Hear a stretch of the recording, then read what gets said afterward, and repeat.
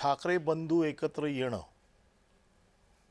ही महाराष्ट्राच्या हिताची, मराठी माणसाच्या हिताची आणि मराठी माणसाला आवश्यक असलेली गोष्ट आहे.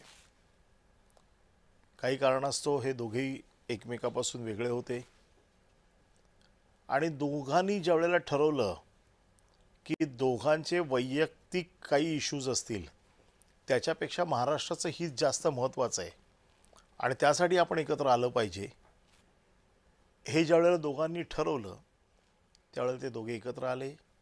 एकत्र आल्यानंतर ते वारंवार भेटत राहिले आणि ज्या शिवसैनिकांच्या किंवा मराठी माणसाच्या मनात हे शल्य होतं की ह्या दोन भावांनी वेगळं राहता कामा नये, या दोन भावांनी एकत्र व्हायला पाहिजे, हे शल्य दूर झालं.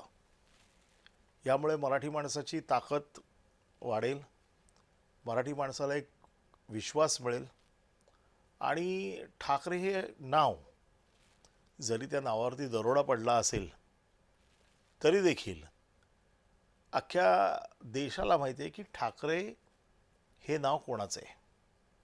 आणि तुम्हाला बाकी सगळं बदलता येतं, आडनाव बदलता येत नाही. आणि हे आडनाव आमच्यासाठी, मग ती अनडिवायडेड शिवसेना असेल किंवा डिवायडेड शिवसेना असेल, आम्ही बाळासाहेबांचे शिवसैनिक आहोत आणि बाळासाहेबांनी जे आम्हाला शिकवलेलं आहे किंवा बाळासाहेबांनी आम्हाला सांगितलं की हा तुझा नेता, माझ्यानंतर तुझा हा नेता.